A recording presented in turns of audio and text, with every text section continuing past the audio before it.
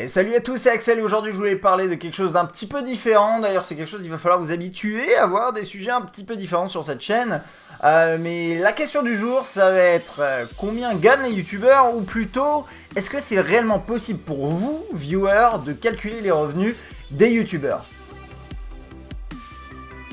Alors pourquoi je fais cette vidéo? Il y a deux raisons. La première c'est que j'ai vu pas mal de fois ce petit truc du 1 million de vues et gagne 1000 euros, publié un peu partout, il y a plein de gens qui en parlent, et je sais aussi de l'autre côté qu'il y a pas mal de youtubeurs qui en ont parlé, qui ont expliqué à quel point c'était des conneries, et moi aujourd'hui ce que je souhaitais faire c'est, avec en fait mon expérience, j'ai travaillé dans la publicité et également de youtubeur depuis, je suis youtubeur depuis quoi, 7 ans, j'ai peut-être des informations complémentaires, ou bien une façon de présenter les choses différemment qui vous permettront de peut-être d'apprendre des choses aujourd'hui à propos de ce sujet. Et Axel, rends l'argent aux abonnés. Donc on va partir de la base, à savoir ce calcul qui dit 1 million de vues égale 1000 euros. Alors il y a plusieurs raisons qui font que c'est faux, et il y a plusieurs raisons qui font que de toute façon c'est impossible pour vous de calculer les revenus d'un youtubeur juste en regardant le nombre de vues qui est affiché sur la page de la vidéo. Pour commencer, il faut distinguer les vues que vous voyez affichées sur la page de la vidéo, et ce qu'on appelle les vues monétisées, les vues où en effet il y a eu une publicité qui s'est affichée. Ces deux données ne seront pas les mêmes pour au moins 5 raisons. Pour commencer, le pays où la vidéo est regardée importe pas mal. Tout simplement parce qu'il y a des pays où finalement la monétisation, la notion de copyright va être différente. Je sais qu'en Allemagne par exemple, il y a des vidéos qui ne peuvent pas être monétisées, alors qu'en France c'est possible. Donc ça c'est la première raison. Deuxième raison, tout simplement le simple fait que la vidéo n'est pas monétisée peut-être par la personne, vous pouvez pas forcément le savoir. Donc peut-être que le youtubeur a pas coché l'option pour la monétiser, moi ça m'arrive sur mes échantillons vidéo.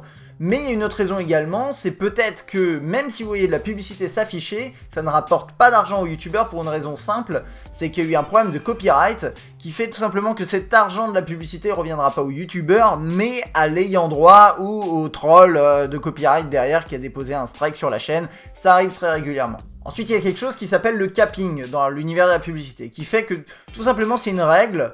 Sur YouTube elle est différente, sur des sites ça peut être différent, ça dépend vraiment de plein de choses, mais concrètement vous pourrez pas forcément avoir une pub à chaque fois que vous regardez une nouvelle vidéo, surtout si les vidéos sont très courtes. À une époque c'était 7 minutes, je pense que ça a changé depuis. Dans tous les cas, il y a ce qu'on appelle un capping, il n'y a pas une répétition systématique de l'affichage de la publicité sur la vidéo. Ensuite il y a bien sûr Adblock et assimilé. Vous êtes à peu près 40% des gens qui viennent sur YouTube qui ont activé Adblock. Ça veut dire concrètement que 40% des gens a priori là qui regardent cette vidéo ne vont pas me ramener 1 euro. Merci les gars. Et pour finir, on a bien sûr la différence de plateforme. Si vous regardez sur un PC, sur un ordinateur, vous aurez différents types de publicités.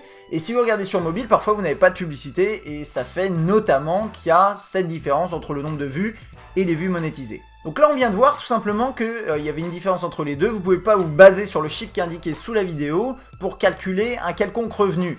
Donc là je viens de parler du volume d'affichage, on va appeler ça les impressions publicitaires pour ceux qui connaissent, mais de l'autre côté il y a la valeur, et la valeur à proprement parler, eh ben, elle va changer selon plein de choses. C'est ce qu'on appelle le CPM, ou plus correctement le RPM, le revenu pour 1000. Le revenu pour 1000 affichages, c'est un indice qu'on utilise dans la publicité pour déterminer tout simplement quelle est la valeur de 1000 vues à un instant T. Car vous allez le voir, il y a pas mal d'éléments qui font que ce RPM va varier au fil du temps, mais pas uniquement. Donc le premier, comme je disais, c'est la chronologie, c'est le moment où la vue a été affichée.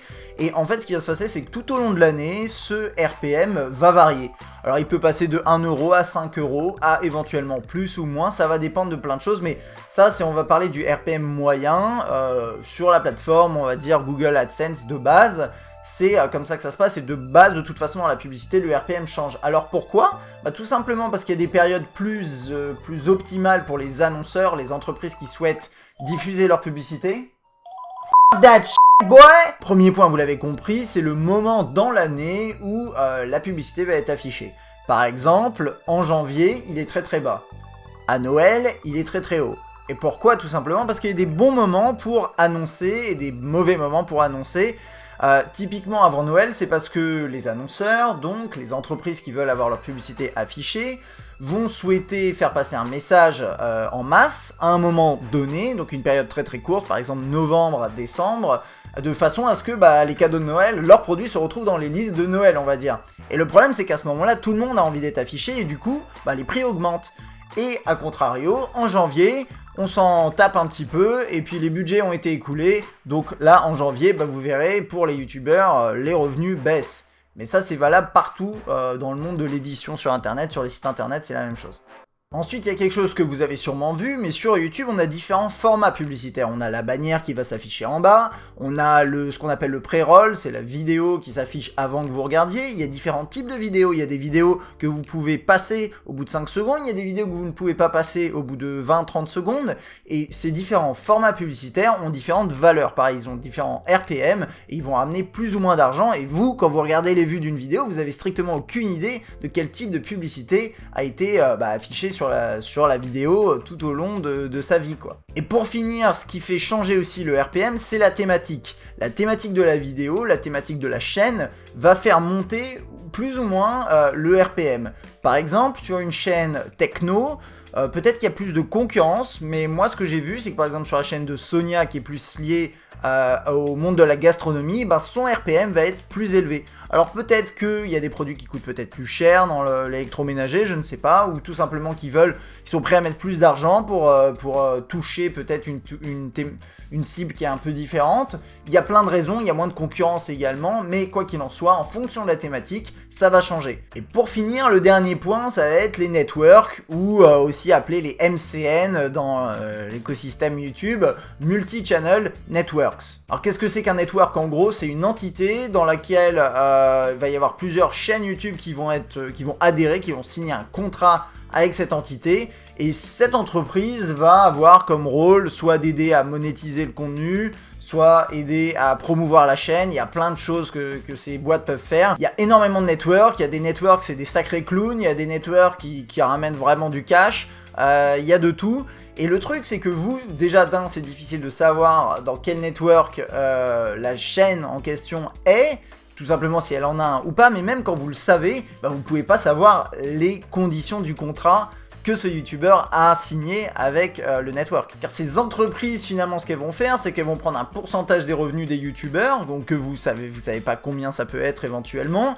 De l'autre côté, elles vont essayer quand même d'optimiser normalement les revenus de ce youtubeur. Vous ne connaissez pas non plus les conditions de cette optimisation. Et dernier élément, c'est aussi des campagnes sponsorisées, c'est-à-dire que vous allez voir des vidéos sponsorisées qui vont être publiées. Parfois c'est mentionné, parfois ça l'est pas, ce qui est d'ailleurs illégal.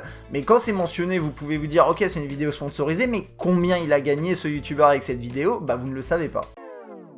Bon alors je pense que vous avez compris que cette histoire de 1000 € pour 1 million de vues, c'est assez bidon finalement. C'est peut-être à la limite on pourrait dire que c'est une sorte de moyenne, mais qui est même pas, en fait, qui est même plus d'actualité, parce que ce qu'il faut savoir, c'est que le marché de la publicité a tendance à s'écrouler. Donc actuellement, je peux vous dire, c'est pas le cas, c'est pas ça. Moi, je le vois par exemple sur ma chaîne, c'est pas ça. Mais peut-être que chez d'autres youtubeurs, c'est le cas. Donc je pense que vous posez la question, mais au final, Axel, est-ce que les youtubeurs ils gagnent plus que ça, ou est-ce qu'ils gagnent moins? Eh bien en fait ça dépend de la taille du youtubeur, c'est-à-dire qu'un gros youtubeur, un Cyprien, un Squeezie, vous lui prenez 1 million de vues, a priori il gagne plus que ça. Pourquoi? C'est parce que d'un, il a un network très puissant qui est capable de monétiser vachement mieux ses impressions publicitaires, et que de deux, si vous faites une moyenne sur toutes les vues de sa chaîne, va y avoir pas mal de ces vues qui auront été faites sur des vidéos de type sponsorisé, sur lesquelles c'est des montants juste astronomiques qui ont été dépensés. Donc là je parlais des très très gros youtubeurs, après on va dire des grands youtubeurs au-delà de peut-être 400 000, 500 000 abonnés, c'est pareil,